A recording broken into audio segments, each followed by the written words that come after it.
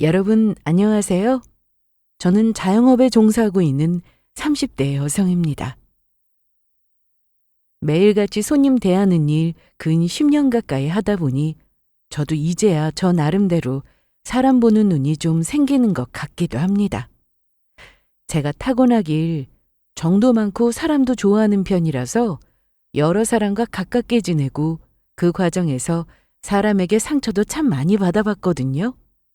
어릴 때는 그게 사람이 점점 변해서 그렇게 되는 거라고 생각을 했는데 이 정도 사람 대해보고 나니 애초에 사람 인성이 그런 사람이기 때문에 이렇게 행동하는 거라고 생각이 들어요. 왜 많이들 말씀하시잖아요. 사람 고쳐서 쓰는 거 아니라고요. 처음 잠깐이야 자기 본성 감추고 가면 쓰고 사람 좋은 척 행세할 수 있지만 결국 사람 본성이란 드러나기 마련이라는 것을요. 사람은 고쳐 쓰는 게 아니라는 말, 슬프게도 이건 타인에게만 적용되는 말은 아니었던 것 같습니다. 저는 20대 후반에 남편을 만나 결혼을 했습니다. 남편은 저희 가게에 물건 납품하던 유통업체 담당 직원이었고 20대 중반의 나이에 제 가게를 열고 자리 잡으려고 고군분투하던 제 옆을 든든하게 지켜주던 사람이었어요. 사실 처음에는 저희 친정 식구들이나 제 친구 지인들이나 남편을 크게 마음에 들어하지는 않았습니다. 남편과 제 나이 차이가 거의 10살 가까이 나거든요. 그렇다고 해서 그 사람이 결혼 준비가 단단히 제대로 되어 있는 사람이었냐 하면 그런 것도 아니었어요. 나이는 저보다 거의 10살 가까이 많으면서 그렇다고 저보다 딱히 많은 거 가지지도 않은 남자였으니 주변 사람들 보기에는 아직 앞날이 창창한 제가 훨씬 아깝다고 생각했겠죠. 하지만 그 시기에 저도 제 나름대로 자리 잡는다고 워낙 심신이 지쳐있는 때이기도 했고 그렇게 제가 사회초년생으로서 어려움을 많이 겪고 있던 시기에 귀신같이 나타나 제 견 밑에 머무른 사람에게 쉽게 마음이 갈 수밖에 없었습니다. 사람이 한순간 눈이 도는 시기가 있다고들 하잖아요. 저한테는 바로 결혼이 제 인생에서 가장 눈 멀어서 한 일이 아닐까 하는 생각이 들어요. 이미 혼기를 놓친 남편과 시가 쪽에서는 하루라도 서두르려고 들고 제 주변 지인들과 부모님께서는 어떻게든 하루라도 밀어보려 노력하시던 결혼을 결국 하고야 말았습니다. 남편은 결혼 전 연애할 때도 말주변이 좋고 부침성이 좋은 사람이었어요. 애초에 저를 만난 것도 저희 가게 납품하던 유통업체 영업직으로 만나게 된 거였으니 나름대로 영업사원으로 10수년을 일해오면서 더 유들유들하게 처음 보는 사람에게도 쉽게 다가가게 되었겠죠. 아니, 이 여자는 이 시간에 왜 자꾸 전화질이야? 가게 시작한 지 얼마 안 됐다고 어려운 게 많다면서 이것저것 물어보는 거 대답 좀 해줬더니 자꾸 이렇게 연락을 걸어오네? 그때는 그런 식으로 여자들한테 연락 오는 거 받아주면서 그 사람이 얼마나 애를 많이 먹을지 그저 그것만 속이 상했어요.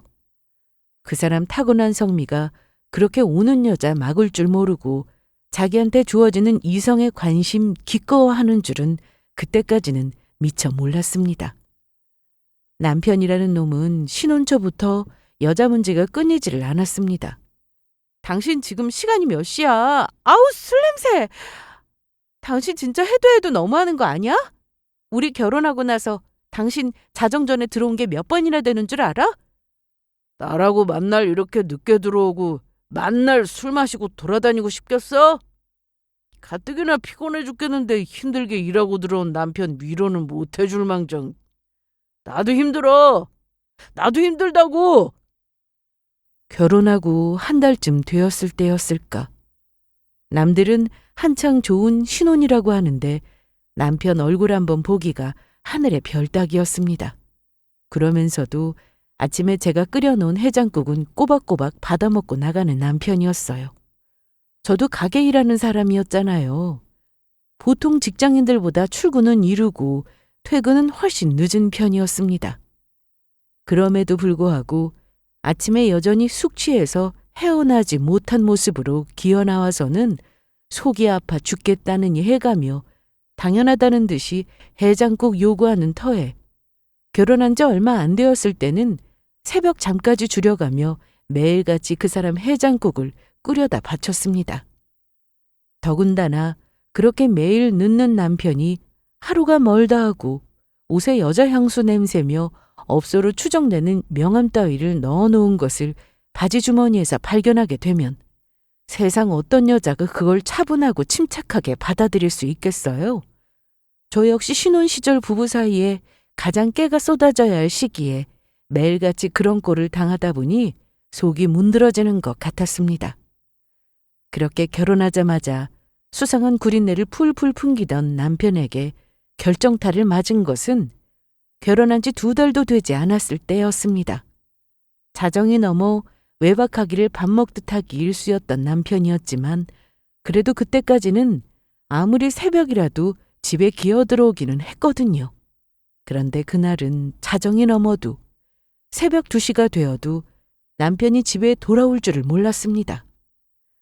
처음에는 이제 이 인간이 하다하다 집안에 자기보다 한참 어린 마누라 들어앉혀놓고 아예 날밤을 새고 들어올 작정인가 싶어서 속이 부글부글 끓었는데 점점 새벽이 더 깊어지다 보니 그런 화가 점점 걱정으로 바뀌기 시작했습니다. 벌써 남편 휴대전화에 전화를 수십 통은 해보았지만 단 한 번도 연결되지 않았어요. 점점 초조해졌습니다. 이 사람이 어디 가서 술 마시고 늦는 게 아니라 혹시 무슨 사고라도 당한 거 아닐까? 한번 불안한 생각이 들기 시작하니 쉽사리 불안감이 떨쳐지지 않았어요. 그렇게 피가 마르는 심정으로 남편에게 연락이 오기만을 기다리고 또 기다리다 결국 동이 터오는 것까지 보게 되었습니다. 그 긴 밤을 꼴딱 새운 저는 하룻밤 만에 몇 년은 늙어버린 기분이었어요. 도저히 집안에 그냥 앉아있을 수가 없어서 집 앞에 나와서 서성거리고 있는데 저쪽 골목 꺾이는 부근에서 낯선 차 한 대가 들어왔습니다. 거리가 멀어서 차 번호는 자세히 보이지 않아도 내 남편 형체까지 못 알아볼 정도는 아니었어요. 운전을 하고 있는 것은 아침부터 차림새가 화려하게 짝이 없는 웬 여자였습니다. 얼굴을 선명하게 알아볼 수 있는 거리는 아니었더라도 분명히 여자가 틀림없었어요. 차를 세우고 남편이 차에서 내리기 전 그 여자 쪽으로 몸을 기울였습니다. 그 충격적인 광경을 보고 그만 선자리에서 몸이 굳어버린 저였어요. 아무리 거리가 멀다 하더라도 그 둘 사이에 애정행각이 벌어지고 있다는 걸 모를 수가 없었습니다. 그렇게 애정이 듬뿍 담긴 작별 인사를 주고받은 후에 남편이 차에서 내리고 곧장 차가 출발했어요. 저도 모르게 남편 쪽으로 내달리고 있었습니다. 너 뭐야? 저 여자는 누구야? 깜짝이야. 당신 왜 나와 있어? 내 눈앞에서 목도한 내 남편의 불륜 현장이었어요. 아무리 찰나에 지나간 광경이라고는 하나 제 눈으로 똑똑히 본 장면이었습니다. 제 마누라 속에 시커멓게 타들어가는 것은 아랑곳하지 않고 당당하게 날밤을 새고 들어온 남편이라는 놈은 갑작스런 제 등장에 기겁을 했습니다. 그동안 외박이 잦았어도 차마 내 남편이, 그것도 결혼한 지 2달도 안 된 내 남편이 다른 여자와 바람을 피우고 있을 거라는 생각은 하지 못했습니다. 아니, 두려움에 그런 상상하기조차 힘들었다는 게 맞는 표현이겠죠. 어쩌면 저는 결혼 이후로 계속 지금과 같은 상황이 벌어질 것이라는 것을 이미 예감하고 있었는지도 몰라요. 그렇다 한들 그런 불길한 상상을 하는 것과 그걸 내 눈으로 직접 목도하는 건 어마어마한 차이가 있었습니다. 방금 전까지 그 사람의 생사를 걱정하던 마음은 온데간데 없고 눈앞에 이 남자를, 내가 보는 앞에서 부정을 저지른 저 남자를 그저 때려 죽이고 싶은 마음밖에 들지 않았습니다. 저도 모르게 악을 쓰며 남편에게 두 주먹을 들고 달려들었어요. 밤새 저 여자랑 같이 있었어? 당신 저 여자랑 무슨 관계야? 무슨 관계인데 아침까지 밤새 같이 있다 와서는 끌어안고 생 난리를 치는데 너 바람났어? 바람났냐고? 이 여자가 진짜 미쳤나? 동네 사람들 다 깨울 일 있어? 견딜 수 없는 배신감에 이성을 놓고 달려드는 마누라를 보고 기겁을 하며 그저 동네 사람들한테 망신당할까봐 그것만 걱정스러워 저를 윽박지르는 남편이었습니다. 저 여자 누구냐고. 내가 가만 안 둘 거야. 배신감에 발버둥을 치는 저를 강제로 둘쳐매고는 황급히 집으로 들어간 남편이었습니다. 집안에 저를 내동댕이 쳐놓고는 뭘 잘했다고 지가 더 씩씩거리더라고요. 결혼한 지 얼마나 됐다고. 네가 어떻게 나한테 이럴 수가 있어? 나는 밤새 너한테 무슨 일이라도 생겼을까봐 잠 한숨 못 자고 네 연락만 기다렸는데 고작 다른 여자 끼고 노느라고 그랬어? 여자는 무슨 여자? 그냥 거래처 사람이야. 아직 시간도 이르고 도저히 택시도 안 잡히고 그래서 곤란해하고 있는 걸 일부러 여기까지 태워다 주신 다음에 친절하게 대해주신 분인데 뭐 바람? 너 무슨 꿈이라도 꿨냐? 얼마나 뻔뻔하고 낯짝 두껍게 시치미를 떼는지. 아마 저도 제 눈으로 그 끔찍한 광경을 직접 보지 않았다면 내가 잘못 본 건가 착각이라도 할 정도로 억울하기 짝이 없다는 태도였습니다. 하지만 제가 봤잖아요. 제가 봤는데 감히 누굴 말 같지도 않은 거짓말로 속이려고 듭니까? 당신 그 멀리에서 있어놓고 뭘 제대로 보긴 봤다는 거야. 남편이 밤새 접대 자리에서 빠져나오지도 못하고 밤새 이 개고생을 하다가 간신히 집에 들어왔는데 마누라라는 게 외박한다고 바가지 긁는 것도 모자라서 이젠 웬 있지도 않은 여자 타령하면서 생사람을 잡으려고 들어? 할 수만 있다면 그 장면을 담아낸 내 눈을 뽑아서라도 세상 사람들한테 증거로 들이밀고 싶은 심정이었습니다. 하지만 이른 아침에 골목에 나와 있던 사람은 저 하나뿐이었어요. 이렇다 할 증거를 가진 게 없다는 걸 눈치를 채자마자 놈 기세가 더욱 등등해졌습니다. 제대로 보지도 못했으면서 확실하지도 않은 걸로 생사람 잡지 마. 너 무슨 의부증 환자냐? 이따위 쓸데없는 소리 할 거면 사람 귀찮게 굴지 말고 저리 비켜. 피곤해 죽겠구만. 그렇게 기세등등하게 욕실로 들어가서 문을 쾅 쳐닫고 들어간 남편 놈이었습니다. 저는 너무 억울해서 심장이 터져버릴 것 같았어요. 그 자리에 털썩 주저앉아 울음을 토해내면서도 가슴속에 답답하게 맺힌 응어리가 도무지 내려가지를 않아서 곧 죽을 것만 같았습니다. 어떻게 이럴 수가 있어요? 다른 것도 아니고 현장을 저한테 걸린 놈 아닙니까? 그래놓고 나를 의부증으로 몰아요? 더러운 짓거리한 놈은 저놈인데 왜 제가 정신병자 취급을 받아야 한답니까? 한참을 울다 제가 기운에 빠져서 조용해지자 그제야 제 눈치 보며 욕실 문을 낑 문 열고 나오는 남편 놈이었습니다. 아이, 밤새 술을 마시느라 속이 너무 쓰린데 뭐 좀 끓여놓은 거 없나? 이 더러운 놈이 불륜 저지르고 들어온 거 나한테 걸려놓고도 발뺌한 주제에 내 해장국을 얻어 처먹으려고 들어요? 그만 눈이 돌아버린 제가 손에 잡히는 대로 닥치는 대로 그놈한테 집어던지기 시작했습니다. 이게 진짜 미쳤나? 너 그만 안 해? 비명을 지르면 놈이 또 제 시야에서 도망쳐 방문을 닫을 때까지 계속해서 물건을 집어던졌어요. 이 나쁜 놈아! 네가 나한테 어떻게 이럴 수가 있어! 살면서 그렇게 서럽게 오열해 본 적이 또 있었나 싶었습니다. 저는 정말 이 결혼 잘해보고 싶었어요. 주위에서 걱정하는 말들이 많이 나오는 만큼 보란듯이 잘 살아서 우리 걱정했던 게 다 쓸데없는 걱정이었구나 하고 저희 부부를 보며 안심하고 예쁘게 봐주시기만을 바랐습니다. 하지만 오늘의 이 끔찍한 경험으로 인해 그들이 옳았고 내가 틀렸다는 것을 인정하지 않을 수가 없었어요. 고작 겨우 2달 차였습니다. 신혼이라 할 만한 것 누리지도 못하고 매일같이 밖으로 나도는 남편 때문에 하루하루 한숨으로 채워가던 시간이었어요.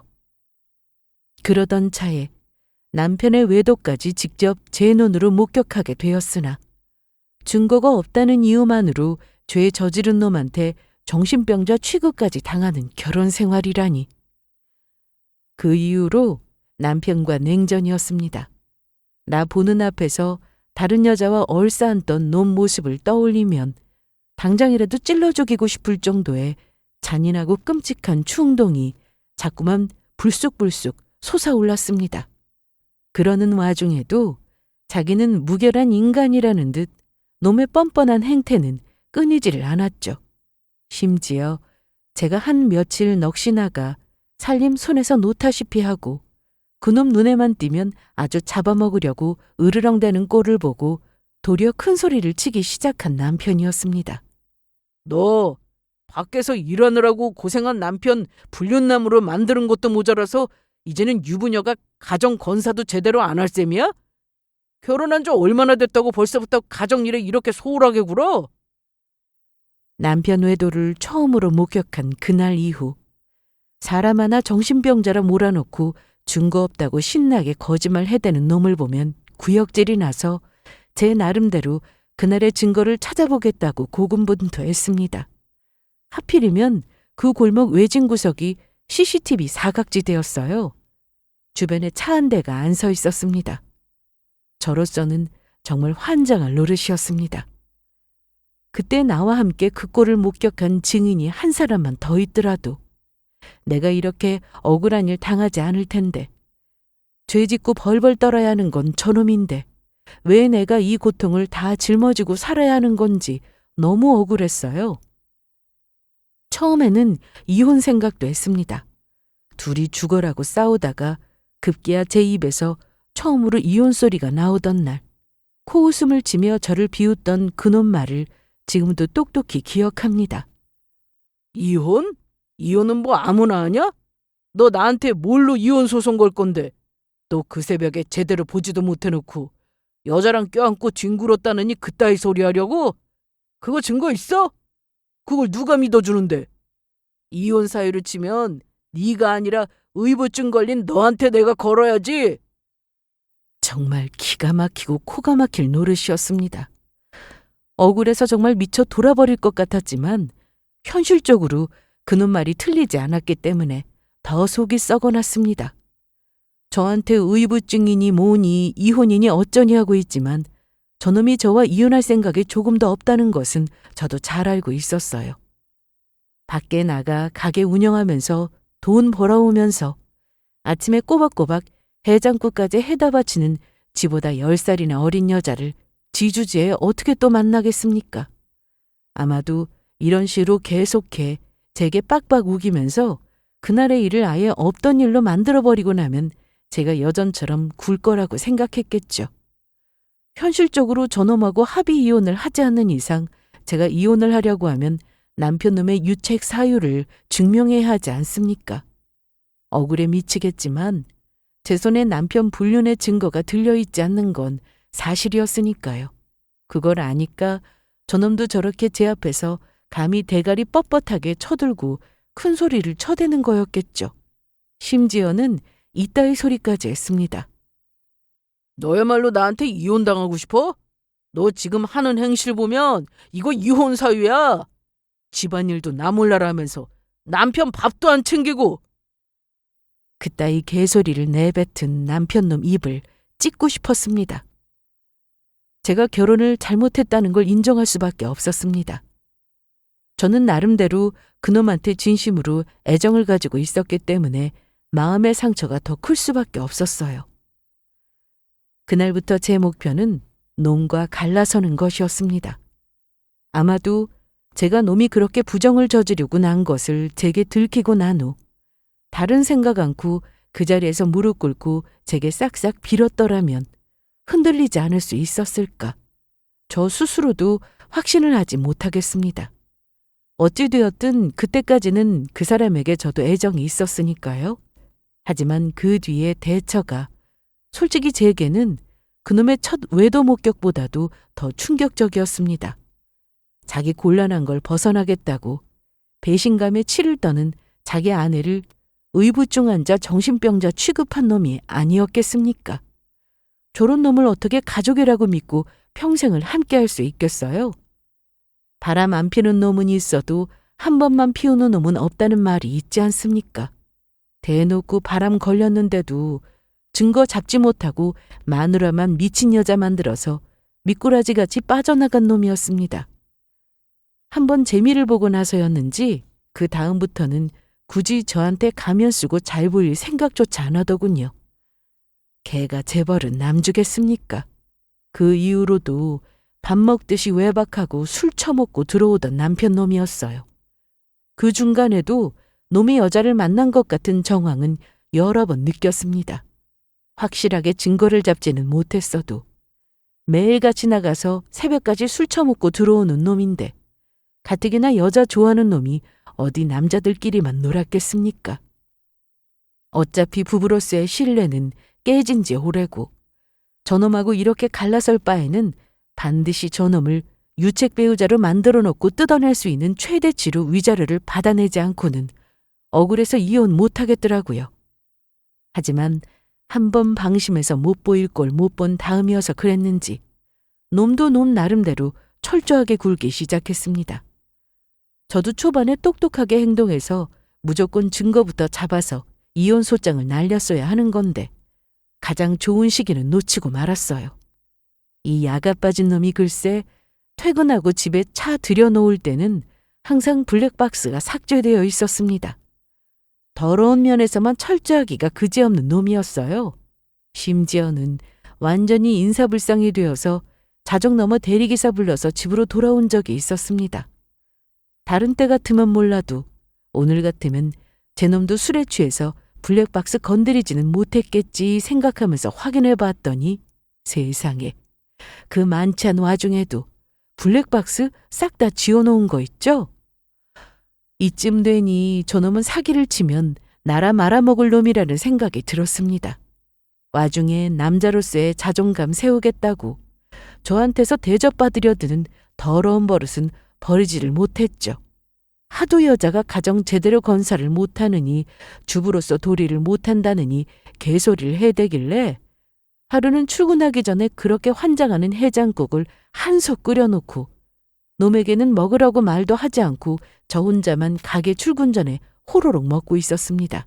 그랬더니 제 눈치를 슬쩍 보고 그릇이 터지도록 허겁지겁 해장국 솥에서 덜어다가 돼지처럼 처먹는 남편 놈이었습니다. 아우, 그래, 이 맛이지.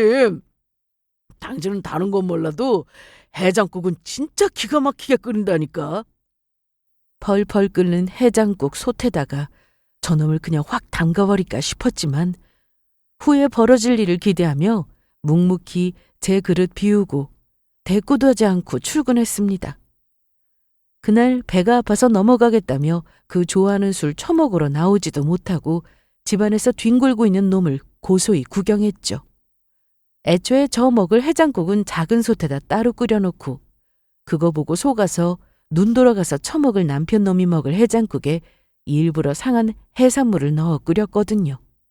아무리 자기가 생각해봐도 내가 한 짓이 수상한 것 같아 눈을 부라려봤자 쥐가 뭘 어쩔 거예요. 저는 멀쩡한데 자기 혼자 배 아프다고 나뒹굴고 있으니 그런 놈한테 선심이라도 베풀듯 소화제 던져주며 이렇게 말했죠. 그러게 술 좀 작작 처먹고 다니지. 벌써부터 장이 다 썩어서 저걸 어디다 쓰나 몰라? 몸에 하자 있는 것도 이혼 사유 안 되나? 뭐야? 발끈해서 제게 눈 부라리다가도 신호가 와서 사색이 돼서 화장실로 뛰어들어가는 남편 놈을 보며 작은 복수의 성공에 고소해야 하는 저였습니다. 이렇듯 저도 마냥 저 빌어먹을 놈에게 당해주지만은 않고 이리저리 소소한 복수를 하기는 했지만 기본적인 문제는 아직까지도 해결되지 않고 있었어요. 그동안에도 한 여자에게 정착할 줄 모르는 정신병이라도 걸린 건지 놈에게는 여러 여자가 거쳐갔겠죠. 초반에 몇 번 기회를 놓치고 저놈 나름대로는 불륜 숨기는 노하우가 점점 늘어가고 있으니 제 나름대로 불륜 증거 잡으려고 노력을 해도 그게 쉽지가 않았습니다. 의심되는 여자 목록 며칠 잡아내기도 했지만 그것들이랑 붙어있는 그 한껏 찾기가 왜 이리 어려운지. 어쩔 때는 저놈이 나 놀리는 재미가 붙어서 사람을 약 올리는 게 아닐까 싶어 속 뒤집히기가 한두 번이 아니었어요. 자기 딴에는 그렇게 밖에서 헛짓거리하고 다녀도 제가 쉽게 증거를 잡지를 못하니 자신감이 붙어 그런지 점점 더 제 앞에서 뻔뻔해지는 놈이었습니다. 놈에게 새 여자가 생겼다는 것 알아챈 건 역시 놈 간덩이가 부어서 그랬던 거였죠. 사실 여전히 감정 대립이 첨예했던 시기에 심부름센터 통해서 남편 놈한테 사람 붙인 적이 없지는 않습니다. 아유, 사모님, 저쪽에서 벌써 눈치 깠어요. 얼마나 의심이 많은지 내가 뒤따라가는 것까지는 몰라도 주변을 얼마나 두리번거리든지 시간 좀 지나면 몰라도 지금은 증거 잡기가 어렵겠네요. 다른 사람도 아니고 나름대로 전문가한테까지 이런 소리를 들었으니 절망할 수밖에 없었죠. 늘 그렇듯 큰 기대하지 않고 남편 차 훑어보다 트렁크에서 여자 블라우스 발견했을 때는 솔직히 이게 웬 떡이냐 싶었습니다. 그게 제 옷이 아니라는 건 저보다 더 확신할 수 있는 사람이 없었고요. 다른 여자 같았으면 남편 트렁크에서 다른 여자 입던 옷이 발견되었으면 눈이 돌아가고도 남을 일이었지만 저한테는 오히려 속으로 쾌재를 부릴 만큼의 쾌거였습니다. 어차피 놈한테 이제 배우자로서의 애정이 싸그리 다 사라진 지는 오래였어요. 지금도 좋아서 붙어 살고 있는 것이 아니라 그저 확실한 불륜 증거 잡아서 위자료 한몫 단단히 뜯어서 이혼할 생각으로 저는 옆에 붙어 있는 것뿐이었습니다. 한편으로는 놈도 참 많이 해이해졌다는 생각이 들었습니다. 그 만취한 상태로도 자기 차 안에 블랙박스 삭제를 잊지 않던 더러운 짓거리 하는 데는 더없이 철저하던 놈이 이런 실수를 다 하다니. 이제 조금만 더 하면 고지가 보인다는 생각에 희망이 보이기 시작했죠. 남편 놈도 남편 놈이지만 시가 인간들도 뻔뻔하고 꼴 보기 싫은 건 마찬가지였습니다. 결혼 초에 그 난리가 났으니 제가 남편 놈은 고사하고 시가 식구들 챙겨주고 싶은 마음이 들었겠습니까? 아직 마음 제대로 잡지 못했을 때 남편 불륜을 이실직고하며 저놈이랑은 못 살겠다고 시부모 앞에서 오열을 한 적도 있었습니다. 그때 시모라는 여자 하는 말이 아주 가관이었어요. 아니, 우리 애가 아니라고 그렇게 얘기를 하던데 왜 생사람을 잡아? 그리고 남자가 밖에서 일을 하다 보면 그런 일도 생길 수도 있는 거지. 어디 여자가 시부모 앞에서 큰 소리를 내고 우는 소리를 내고 있어? 제 친정 부모님보다도 거의 20살 가까이 나이가 많았던 시모는 어디 조선시대에서 튀어나왔나 싶을 정도로 사고방식이 한심하기 짝이 없는 여자였습니다. 내가 남편이라는 놈 제대로 못 고른 것도 억울한데 제 아들 바람 피운 것까지 감싸면서 어린 며느리 잡돌이하려고 드는 저 늙은 여자한테까지 이따위 대접받는 게 치가 떨릴 정도였어요. 처음부터 시가 인간들한테 정이라고는 없었습니다. 하지만 남편 놈은 한참 어린 자기 손바닥 위에 놓고 가지고 놀고 있으면서 자기나 자기 식구들한테 제가 조금이라도 소홀하다 치면 오히려 큰 소리를 빵빵 쳐대고는 했어요. 너 나한테 이따위로 구는 것도 모자라서 우리 엄마한테 제대로 안 하면 나도 진짜 안 참아. 네가 안 참으면 어쩔 건데? 도리를 좀 알아라, 도리를. 이 집안에 시집어 놓고 어른들한테 며느리 도리도 제대로 못하면서 남편 바람난 지만 눈에 주구장창 불을 켜고 쫓아다니고 있으니 집안 꼴이 제대로 돌아가? 너 그것도 다 이혼 사유야? 제가 한번 이혼 얘기 꺼낸 이후부터는 감히 제 앞에서 자기가 도로 이혼을 들먹이며 협박의 수단으로 삼기 시작한 놈이었습니다. 나하고 갈라설 생각도 없으면서 내 행동 하나하나를 나에게 불리한 것이라 상기시키는 놈 머리통을 후려치고 싶었습니다. 하지만 길게 보면 현실적으로 그게 틀린 이야기는 아니었어요. 놈이 제게 먼저 이혼 소송 걸리 없다고 확신하고 있기는 했지만 나중에 제가 제대로 된 남편 불륜 증거 잡아 이혼 소송을 걸었을 때는 놈이 그간의 제 행실을 꼬투리 잡을 수도 있는 노릇이었죠. 멀쩡한 사람 정신병자 만들기를 주저하지 않는 놈이니 그 정도 야비한 짓거리야 충분히 하고도 남을 놈이었습니다. 그러면 저는 그동안 저놈 불륜 때문에 고통받아 놓고도 제가 기대하는 만큼의 위자료도 받지 못하고 저놈하고 똑같이 유책사유가 걸릴 수도 있는 일이잖아요. 그것만큼은 견딜 수가 없었습니다. 이 이혼은 누가 뭐래도 저놈 때문에 하게 되는 것이고 전적으로 저놈 잘못으로 이루어지는 일이어야 했어요. 오로지 그것만을 위해 유지되고 있는 결혼관계인데 그걸 망칠 생각은 없었습니다. 그러니 저 빌어먹을 인간들에게 일말의 애정도 없으면서도 기본적인 제 며느리 도리는 다 했죠. 저것들 씹어먹어도 시원치 않은 조상이라는 인간들 제사부터 시작해서 시부모 생일까지 챙겼습니다. 뭐 그렇다고 해서 대단히 극진하게 하거나 하지는 않았어요. 그럴 가치도 없는 인간들이었고요. 하지만 적어도 제가 시가 집안 행사에 성의 표시 정도는 빠지지 않고 했다는 걸 매번 증거로 꼭 남겨놨습니다.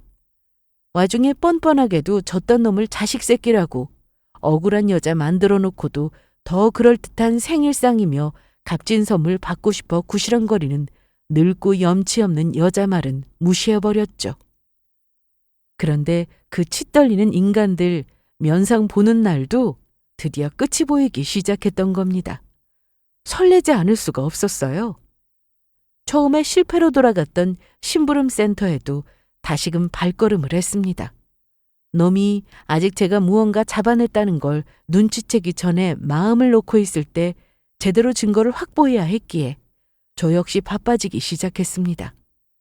가게 일하면서 동시에 너무 의심은 사지 않고 그러면서도 심부름센터 직원과 긴밀하게 연락을 주고받아야 했기에 저로서는 정말로 정신이 없었어요. 그러니 결혼하고 처음으로 시모 생일도 그냥 넘기게 된 겁니다.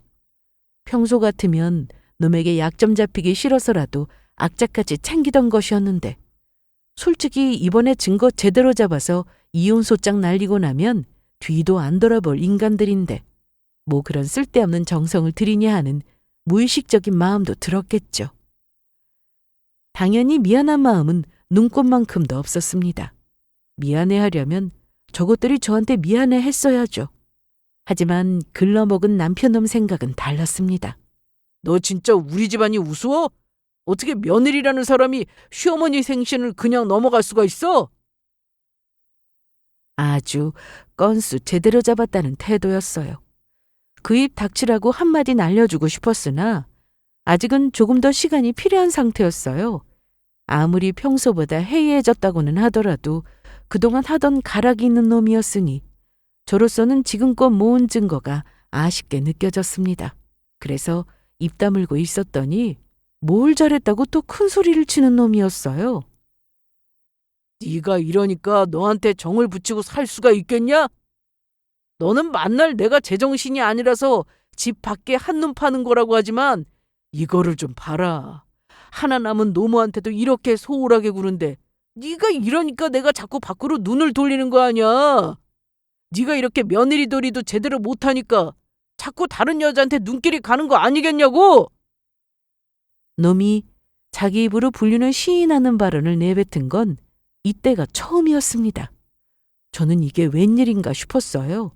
그놈이나 저나 남편놈이 밖에 나가서 오만 여자들이랑 더럽게 놀고 다닌다는 거 암묵적으로 다 알고 있었지만 제 앞에서는 사람 놀리는 것처럼 항상 빈정대면서 부정하고 드는 놈이었거든요. 이때다 싶었습니다.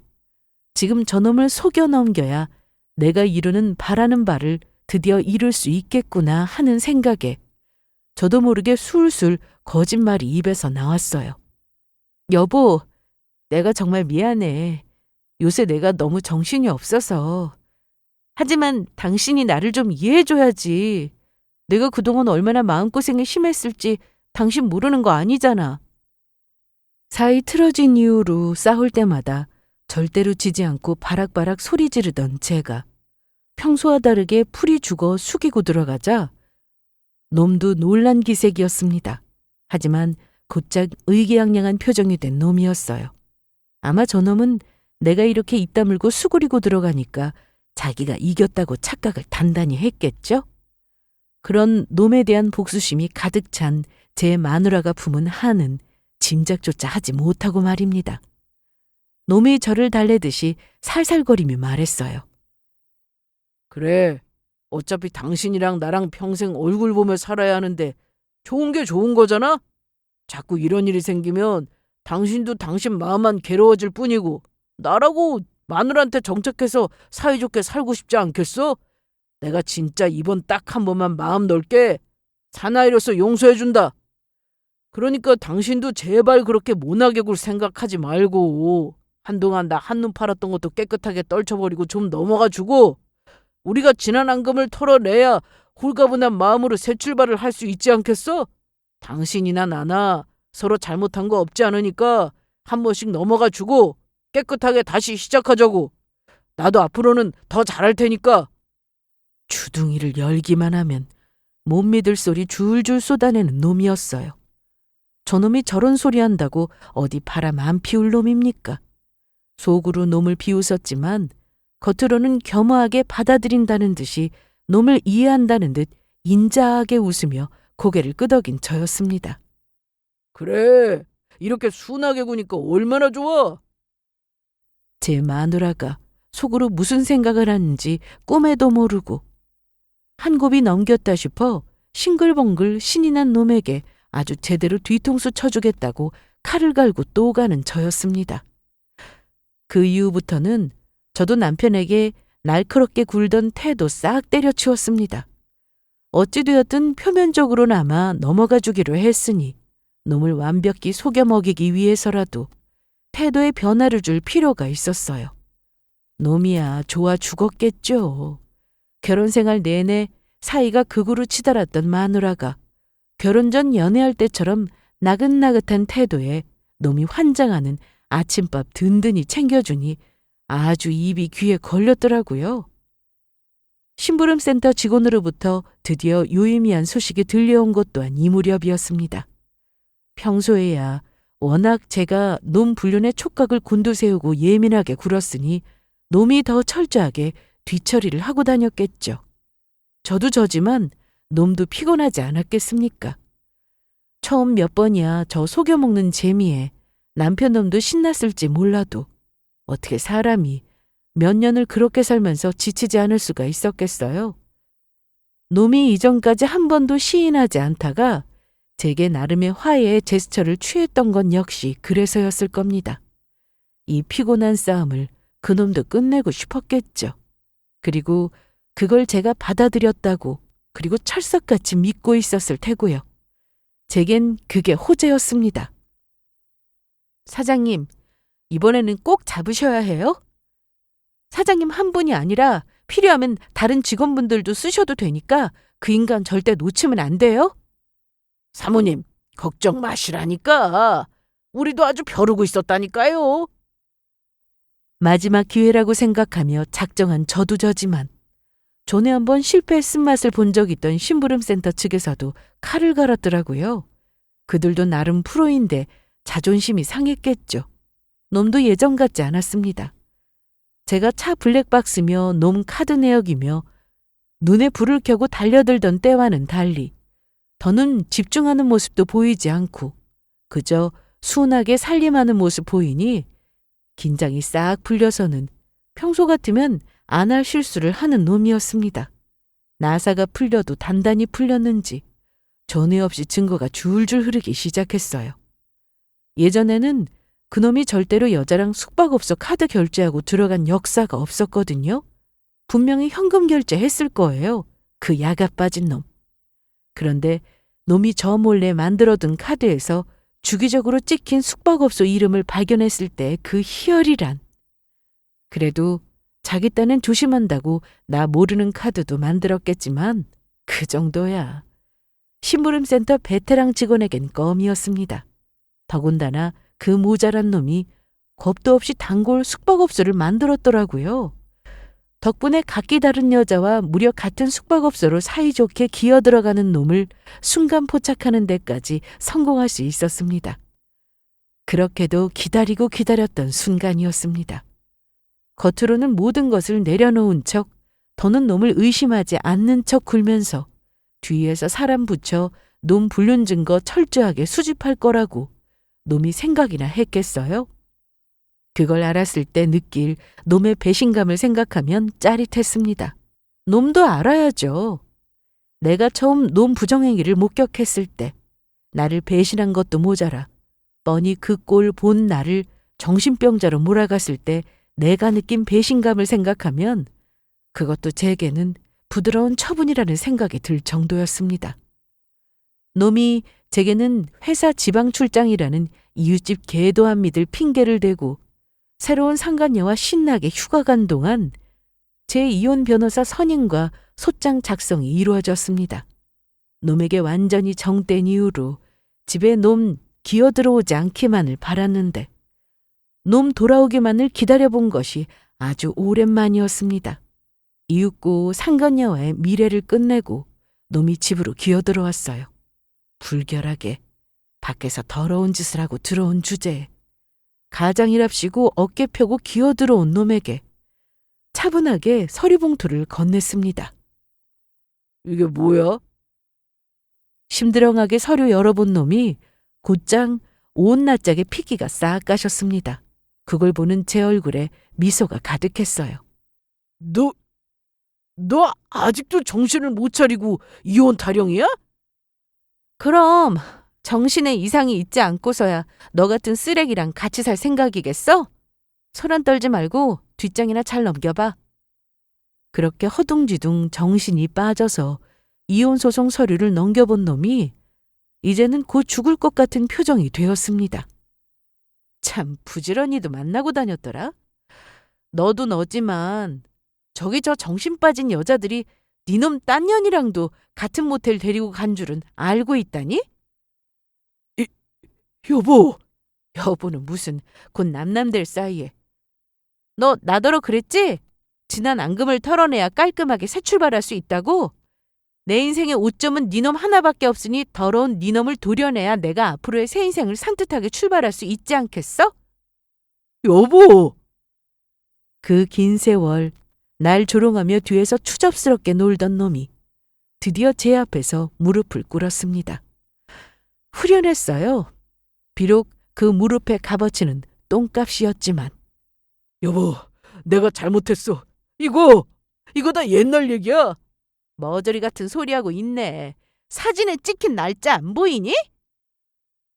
얄팍한 변명조차 통하지 않자 놈이 늘 그렇듯 야비하게 화살을 제게 돌렸습니다.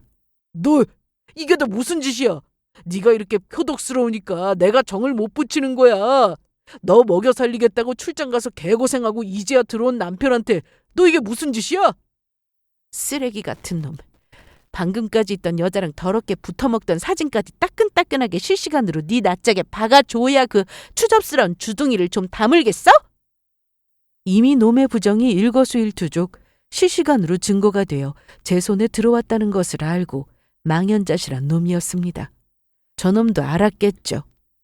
그렇게 사람 약 올려가며 불륜 증거 안 잡히려고 기를 쓴 만큼 제가 증거 잡기만 하면 저놈 인생을 아주 말아먹을 거라는 사실을 말입니다. 놈이 우거지상을 하고 눈물을 쭉쭉 흘려댔습니다. 여보, 내가 잘못했어. 내가 죽을 죄를 지었어. 제발 나 좀 살려줘. 여보. 내가 너를 왜 살리겠어? 찢어 죽여도 시원찮을 놈을. 멍청한 놈. 내가 차라리 옆집 개를 믿지 짐승만도 못한 네 놈을 믿었겠어? 내가 너 매장시킬 날만 기다리며 살아왔는데 미쳤다고 이 기회를 날려? 그놈의 돈 번다는 유세는 술 처먹고 더러운 짓거리 하느라 남는 것도 없는 놈이 어디서 주제에 푼돈 번다고 유세야? 내가 벌어도 네 놈보다 배는 버는데 너같이 불결한 데다 신이라고는 눈꽃만치도 없고 다 늙어빠진 볼품없는 놈을 왜 봐줘? 이제 네 놈한테 위자료 싹 뜯어다가 새 출발할 일만 남았는데. 여보. 진짜 추하다 너. 그렇게 나이값 못하고 나 약 올리면서 신나하더니 고작 어린 마누라 발밑에 기려고 그랬다니? 꼴 참 좋다. 여전히 비참한 꼴로 질질 울고 있는 꼴이 너무 추잡스러워 보였습니다. 어차피 앞으로 남은 인생 길고 길게 곤욕이 되도록 잘근잘근 밟아줄 테니 저 꼴도 더 보기 싫더라고요. 내 집에서 나가. 어차피 집도 나한테 뺏기고 위자료도 싹 뺏길 텐데 하루라도 니놈 낯짝 좀 안 보고 살게. 안 나가. 못 나가. 내가 쉽게 이혼해 줄 것 같아? 나 절대로 곱게 이혼 못 해줘. 예상하지 못한 바는 아니었습니다. 눈도 깜짝 안 하고 전화기를 들어 전화를 걸었습니다. 이 인간 들어왔는데 근처에 계시죠? 그렇게 쳐들어온 한 무리의 남자들을 보고 놈이 사색이 되었습니다. 놈도 익히 아는 얼굴이었을 거예요. 그동안 더럽게 놀아놨던 상대 상간녀의 남편 되는 사람들이었으니까요. 이 저런 놈이 내가 너 때려 죽이고 그냥 감옥 갈란다. 여보 살려줘. 초반 저놈의 철저한 증거인멸에 상간녀 소송까지 걸진 못했더라도 그 더러운 여자들도 결코 용서할 수 없는 인간들이었습니다. 그 남편들에게 연락을 걸었더니 다들 확신은 못해도 심증은 가지고 있더라고요. 제 이혼의 직접적인 증거로 사용할 수는 없다 하더라도 저놈 손봐줄 정도의 도움은 줄 수 있지 않겠습니까? 저들도 저와 비슷한 아픔 겪는 사람들로서 이 정도 한풀이는 하게 해줄 수 있는 거잖아요. 겸사겸사 저 거머리도 하루빨리 쫓아내고 말이죠. 그렇게 처맞고도 며칠 더 버티더니 그것도 비슷한 일이 몇 번 더 생기자 결국 놈이 꼬리를 말고 도망치고 말았습니다. 하도 군데군데 뿌리고 다니는 업보가 많아 그런지 도와줄 사람 적지 않다는 게 또 이럴 때는 도움이 되더군요. 덕분에 이혼 소송 끝나기도 전에 놈을 내 집에서 몰아낼 수 있었으니 더할 나위 없이 만족스러웠어요. 분노에 찬 건장한 남자들에게 비 오는 날 개패도 두들겨 맞는 놈의 꼴 실컷 구경하는 것 역시 고소하기 짝이 없었고요. 그간 통 내려가질 않던 가슴속 응어리가 드디어 쑥 내려가는 기분이었습니다. 수금의 결과는 아주 쏠쏠했습니다.